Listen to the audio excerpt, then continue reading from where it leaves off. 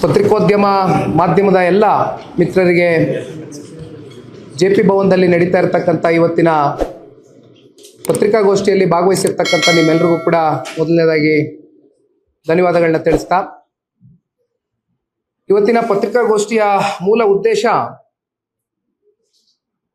ಕಾಂಗ್ರೆಸ್ನ ಪಕ್ಷ ಈ ರಾಜ್ಯದಲ್ಲಿ ಪಂಚ ಗ್ಯಾರಂಟಿಯ ಭರವಸೆಯನ್ನು ಮುಂದಿಟ್ಟು ಅಧಿಕಾರಕ್ಕೆ ಬಂದು ಈಗಾಗಲೇ 3 ವರ್ಷಕ್ಕೂ ಹೆಚ್ಚು ಅಧಿಕ ಕಾಲ ಕಳೆದಿದೆ. ಅದರಲ್ಲಿ ಪ್ರಮುಖವಾದಂಥ ಗ್ಯಾರಂಟಿಯ ವಿಚಾರಗಳ ಹೆಸರಲ್ಲಿ ಗೃಹಲಕ್ಷ್ಮಿ ಅಂತಕ್ಕಂಥ ಯೋಜನೆಯ ಬಗ್ಗೆ ಕಾಂಗ್ರೆಸ್ನವರು ಕೆಲವೊಂದಷ್ಟು ಅವರ ಪ್ರಣಾಳಿಕೆಯಲ್ಲಿ ಹಿಂದೆ ಒಂದಷ್ಟು ಮಾತುಗಳನ್ನ ಕೊಟ್ಟಿದ್ರು. ಆ ಮಾತಿನಂತೆ ಬಹುಶಃ ಒಂದು ದೊಡ್ಡ ಮಟ್ಟದ ಒಂದು ಸಂಚಲನ ಇಡೀ ರಾಜ್ಯದಲ್ಲಿ ಎಲ್ಲ ತಾಯಂದಿರುಗಳಿಗೆ, ಮನೆಯ ಹೆಣ್ಮಗಳೇನಿದ್ದಾಳೆ ಅವಳಿಗೆ 2,000 ರೂಪಾಯಿ ಪ್ರತಿ ತಿಂಗಳು ಅವರ ಖಾತೆಗೆ ಜಮಾ ಮಾಡ್ತೇವೆ ಅಂತಕ್ಕಂಥದ್ದನ್ನ ಕಾಂಗ್ರೆಸ್ನವರು ಬಹಳ ಸ್ಪಷ್ಟವಾಗಿ ಅವರ ಪ್ರಣಾಳಿಕೆಯಲ್ಲಿ ತಿಳಿಸಿದರು. ಅಲ್ಲಿಂದ ಹೆಚ್ಚು ಕಮ್ಮಿ 1,28,00,000 ಜನ ಅಂದರೆ ಮಹಿಳೆಯರು, ಅವರನ್ನ ಗುರುತಿಸಿ ಫಲಾನುಭವಿಗಳಾಗಿ ಅವ್ರಿಗೆ ಪ್ರತಿ ತಿಂಗಳು 2,000 ರೂಪಾಯಿ ಹಾಕ್ತೇವೆ, ಅವರ ಖಾತೆಗಳಿಗೆ ನೇರವಾಗಿ DBT ಟ್ರಾನ್ಸ್ಫರ್ ಮಾಡ್ತೇವೆ ಅಂತಕ್ಕಂಥದ್ದನ್ನ ಕಾಂಗ್ರೆಸ್ನವರು ಹೇಳಿದರು. ಇದರಲ್ಲಿ ನಮ್ದು ಯಾವುದೇ ತಕರಾರಿಲ್ಲ. ಯಾವತ್ತಿಗೂ ಕೂಡ ಜನತಾದಳ ಪಕ್ಷ ಗ್ಯಾರಂಟಿಗಳು ಕೊಡ್ತಕ್ಕಂಥ ವಿಚಾರದಲ್ಲಿ ನಮ್ದು ಯಾವುದೇ ರೀತಿ ಆಕ್ಷೇಪಣೆಗಳಿಲ್ಲ. ಆದರೆ ಇವತ್ತಿನ ಪ್ರೆಸ್ ಮೀಟು ಮಾಡ್ತಾ ಇರ್ತಕ್ಕಂಥ ಮೂಲ ಉದ್ದೇಶ ಇಷ್ಟೇ. ಗ್ಯಾರಂಟಿಗಳ ಹೆಸರಲ್ಲಿ ಸರಿಸುಮಾರು 1 ರೂಪಾಯಿ ಅಲ್ಲ, 1 ಕೋಟಿ ಅಲ್ಲ, 10 ಕೋಟಿ ಅಲ್ಲ, 100 ಕೋಟಿ ಅಲ್ಲ, ಹೆಚ್ಚು ಕಮ್ಮಿ 5,000 ಕೋಟಿಯಷ್ಟು ದೊಡ್ಡ ಪ್ರಮಾಣದ ಹಣ ಇವತ್ತೇನು ರಾಜ್ಯದ ಮಹಿಳೆಯರಿಗೆ ತಲುಪಬೇಕಾಗಿತ್ತು, ಅದರಲ್ಲಿ ದೊಡ್ಡ ಮಟ್ಟದಲ್ಲಿ ಲೋಪಗಳಾಗಿರ್ತಕ್ಕಂಥದ್ದು ನಮ್ಮ ಕಣ್ಣೆದುರುಗಡೆ ಏನು ಕಾಣ್ತಾ ಇದೆ. ಈ ಲೋಪದೋಷಗಳು ನಿನ್ನೆ ಮೊನ್ನೆ ಆಗಿರ್ತಕ್ಕಂಥ ವಿಚಾರ ಅಲ್ಲ. ಇದು ಎಲ್ಲ ಮಾಧ್ಯಮದ ಸ್ನೇಹಿತರು ತಮಗೂ ಗೊತ್ತಿದೆ. 1 ವರ್ಷಕ್ಕೂ ಮಿಗಿಲಾದಂಥ ಹಳೆಯ ವಿಚಾರ ಇದು. ಯಾತಕ್ಕೋಸ್ಕರ 1 ವರ್ಷದ ಹಳೆಯ ವಿಚಾರ ಇವತ್ತು ಪಕ್ಷದ ಕಚೇರಿಯಲ್ಲಿ ನಾವು ಪ್ರಸ್ತಾಪ ಮಾಡ್ತಾ ಇದ್ದೇವೆ ಅಂದರೆ, ಯಾಕೆಂದ್ರೆ ಇಲ್ಲಿವರೆಗೂ ನಮಗೆ ಯಾವುದೇ ರೀತಿಯಾದಂಥ ಉತ್ತರ ಸಿಕ್ಕಿಲ್ಲ. ಪ್ರಾರಂಭಿಕ ಹಂತದಲ್ಲಿ ತಾಂತ್ರಿಕವಾದಂಥ ಲೋಪದೋಷಗಳು ಆಗಿದೆ ಅಂತಕ್ಕಂಥದ್ದನ್ನ ಸರ್ಕಾರ ಮೇಲ್ನೋಟಕ್ಕೆ ವ್ಯಕ್ತಪಡಿಸಿದ್ರು ಕೂಡ ಇದರ ಆಳ ಆಗ್ರಹವನ್ನ ತಿಳಿತಾ ಹೋದ್ರೆ ಎಲ್ಲೋ ಒಂದ್ ಕಡೆ ಸರ್ಕಾರ ಮೌನಕ್ಕೆ ಶರಣಾಗಿರ್ತಕ್ಕಂಥದ್ದು. ಮಾನ್ಯ ಈ ರಾಜ್ಯದ ಮುಖ್ಯಮಂತ್ರಿಗಳ ಅಧೀನದಲ್ಲಿ ಬರ್ತಕ್ಕಂಥ ಫೈನಾನ್ಸ್ ಡಿಪಾರ್ಟ್ಮೆಂಟ್ ಏನಿದೆ, ಆ ಫೈನಾನ್ಸ್ ಡಿಪಾರ್ಟ್ಮೆಂಟ್ನ ಅಧಿಕಾರಿಗಳಿರ್ಬೋದು ಅಥವಾ ಮಾನ್ಯ ಮುಖ್ಯಮಂತ್ರಿಗಳೇ ಇದಕ್ಕೆ ಸ್ವತಃ ಅವರ ಒಂದು ಅಧೀನದಲ್ಲೇ ಇರ್ತಕ್ಕಂಥ ಇಲಾಖೆಗೆ ಮುಖ್ಯಮಂತ್ರಿಗಳ ಕಡೆಯಿಂದ ಬರಬೇಕಾದಂಥ ಉತ್ತರ ಇಲ್ಲಿವರೆಗೂ ಕೂಡ ರಾಜ್ಯದ ಜನತೆಗೆ ಸಿಕ್ಕಲಿಲ್ಲ. ಇದು ಬಹುಶಃ ಕರ್ನಾಟಕ ರಾಜ್ಯದಲ್ಲಿ ಅತ್ಯಂತ ಒಂದು ದೊಡ್ಡ ಸಾಂಸ್ಥಿಕ ಹಗರಣ ಅಂತಕ್ಕಂಥದ್ದನ್ನ ಹೇಳಿದ್ರೆ ಬಹುಶಃ ತಪ್ಪಲಾಗ್ಲಿಕ್ಕಿಲ್ಲ. ಕಾರಣ, ನಾನು ಈಗ ತಾನೇ ಮಾತಾಡ್ಬೇಕಾದ್ರೆ ಹೇಳ್ತಾ ಇದ್ದೆ, ನಾವೆಲ್ಲ ಹಿಂದೆ ವಾಲ್ಮೀಕಿನಲ್ಲಿ ಆದಂತ ಹಗರಣದ ಬಗ್ಗೆ ಚರ್ಚೆ ಮಾಡಿದ್ವು. ಸದನದಲ್ಲಿ ಮಾನ್ಯ ಮುಖ್ಯಮಂತ್ರಿಗಳು ಸ್ವತಃ ಆ ಹಗರಣದ ಬಗ್ಗೆ ಒಪ್ಕೊಂಡಂಥದ್ದು ಕೂಡ ನೋಡಿದ್ದೀರಿ. 10 ಕೋಟಿ, 15 ಕೋಟಿ, 100 ಕೋಟಿ ವಹಿವಾಟಿನ ಹಗರಣ ಅಲ್ಲ ಇದು. ನಮಗೆ ಇಲ್ಲಿವರೆಗೂ ಈ ರಾಜ್ಯದ ಜನತೆ ಕೇಳ್ತಾ ಇರ್ತಕ್ಕಂಥದ್ದು, ನಿಖಿಲ್ ಕುಮಾರಸ್ವಾಮಿನೂ ಒಬ್ಬ ಕನ್ನಡ ನಾಡಿನ ಒಬ್ಬ ಸಾಮಾನ್ಯ ಪ್ರಜೆಯಾಗಿ ತೆರಿಗೆ ಕಟ್ತಾ ಇರ್ತಕ್ಕಂಥ ಹಿನ್ನೆಲೆಯಲ್ಲಿ ತೆರಿಗೆದಾರರ ಪರವಾಗಿ ನಾನು ಒಂದು ಪ್ರಶ್ನೆಯನ್ನ ಕೇಳಲಿಕ್ಕೆ ಬಯಸ್ತೇನೆ. ಸರ್ಕಾರ ಈ 5,000 ಕೋಟಿ ಹಣ ಎಲ್ಲಿಗೆ ಹೋಯ್ತು? ಅದನ್ನ ಯಾತಕ್ಕೋಸ್ಕರ ಬಳಕೆ ಮಾಡ್ಕೊಂಡ್ರಿ? ಅಥವಾ ನಿಮ್ಮ ರಾಜಕೀಯದ ಕೆಲವೊಂದಷ್ಟು ದುರುದ್ದೇಶದಿಂದ ಬೇರೆ ಬೇರೆ ಕಡೆ ಏನಾದರೂ ವರ್ಗಾಯಿಸಿದ್ದೀರಾ?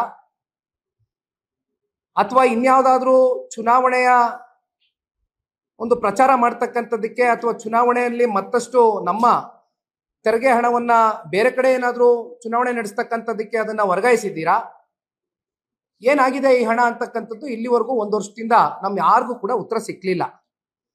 ಹಾಗಾಗಿ ಇದಕ್ಕೆ ಉತ್ತರ ಕಣ್ಣಿಡ್ಕೊಂಡು ಹೋಗ್ಬೇಕು ಅಂತಕ್ಕಂಥದ್ದು ನಾವೆಲ್ಲರೂ ಕೂತ್ಕೊಂಡು ಪಕ್ಷದ ವತಿಯಿಂದ ಎಲ್ಲ ನಾಯಕರು ಕೂತ್ ಚರ್ಚೆ ಮಾಡಿದಂಥ ಸಂದರ್ಭದಲ್ಲಿ ಇದು ಬಹಳ ಗಂಭೀರವಾದಂಥ ವಿಚಾರ ಇದೆ.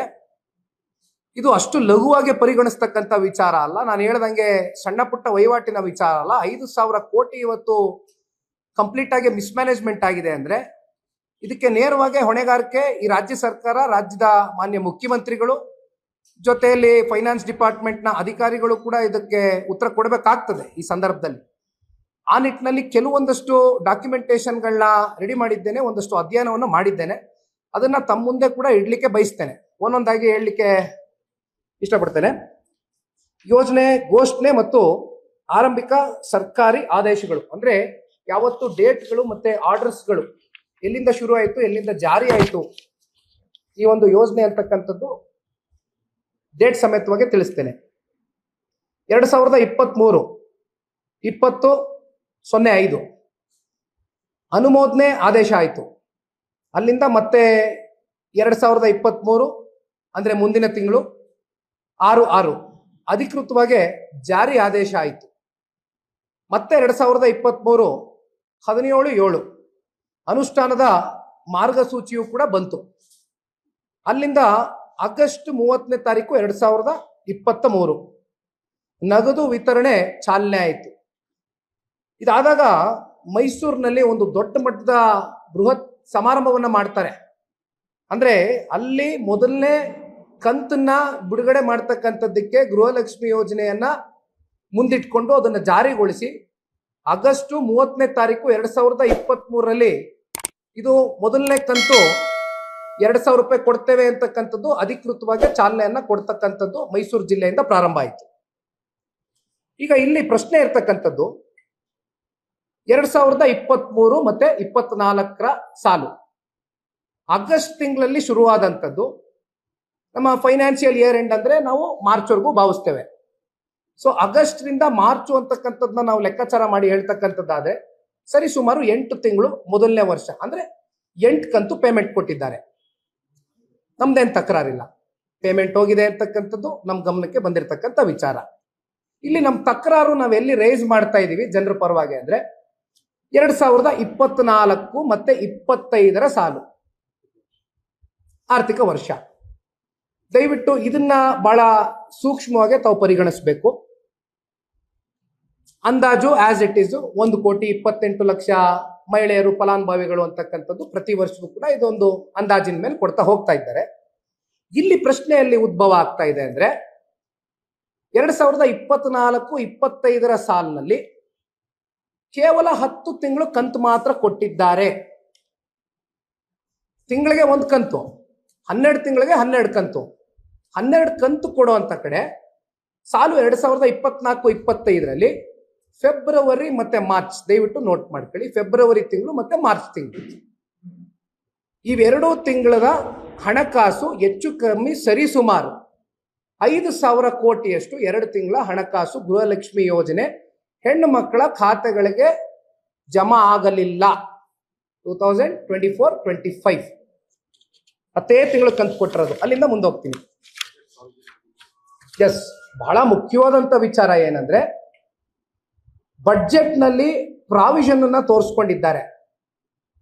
ಆದ್ರೆ ಈ ಬಡ್ಜೆಟ್ ನ ಪ್ರಾವಿಷನ್ ನ ತೋರಿಸ್ಕೊಂಡಿಯೂ ಕೂಡ ಹಣಕಾಸು 5,000 ಕೋಟಿ ತಲುಪಿಲ್ಲ. ಅಂದ್ರೆ ಐದರ್ ನೀವು ಇದನ್ನ ಕ್ಯಾರಿ ಫಾರ್ವರ್ಡ್ ಮಾಡಿರ್ಬೇಕು, ಇಲ್ಲ ಅಂತ ಹೇಳಿದ್ರೆ ಯಾವಾಗ ಕೊಡ್ತೀವಿ ಅನ್ನೋದಾದ್ರೂ ಹೇಳಬೇಕು, ಅಥವಾ ಈ 5,000 ಕೋಟಿ ಬೇರೆ ಇನ್ಯಾವುದಾದ್ರೂ ಇಲಾಖೆಗೆ ಏನಾದ್ರೂ ವರ್ಗಾವಣೆ ಮಾಡ್ಕೊಂಡಿದ್ದೀರಾ, ಕ್ಯಾಬಿನೆಟ್ ಅಲ್ಲಿ ಏನಾದ್ರೂ ಮುನ್ನೆಲೆಗೆ ಬಂದು ಇದೇನಾದ್ರು ಚರ್ಚೆ ಮಾಡ್ಕೊಂಡಾಗಿದ್ಯಾ, ಇದಿಷ್ಟು ವಿಚಾರದ ಬಗ್ಗೆ ಸರ್ಕಾರ ದಯಮಾಡಿ ನಮ್ಗೆ ಉತ್ತರ ಕೊಡಬೇಕು.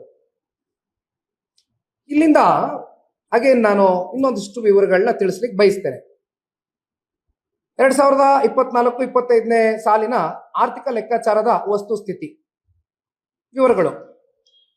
ಆರ್ಥಿಕ ಲೆಕ್ಕಾಚಾರದ ಪ್ರಕಾರ ಒಂದು ವರ್ಷಕ್ಕೆ 28,000 ಕೋಟಿ, 28,500 ಕೋಟಿ, ಸ್ಪೆಸಿಫಿಕಲಿ ಹೇಳೋದಾದ್ರೆ 28,608.40 lakhs ಇಲ್ಲಿವರೆಗೂ ಇಷ್ಟು ಸರ್ಕಾರ ಕೊಡಬೇಕಾಗಿತ್ತು.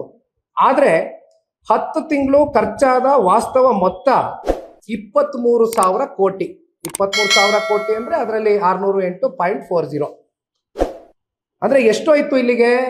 ಲೇಟೆಸ್ಟ್ ಹಾಗೂ ಇಂಟ್ರೆಸ್ಟಿಂಗ್ ಸುದ್ದಿಗಳಿಗಾಗಿ ಬಾಸ್ ಟಿವಿ ಕನ್ನಡ ಚಾನೆಲ್ನ ಸಬ್ಸ್ಕ್ರೈಬ್ ಮಾಡಿ. ಹಾಗೆಯೇ ಬೆಲ್ ಐಕಾನ್ ಪ್ರೆಸ್ ಮಾಡಿ. ಇದರ ಜೊತೆಗೆ ಫೇಸ್ಬುಕ್, ಇನ್ಸ್ಟಾಗ್ರಾಮ್, ಎಕ್ಸ್ ನಲ್ಲೂ ಮಿಸ್ ಮಾಡದೆ ಫಾಲೋ ಮಾಡಿ.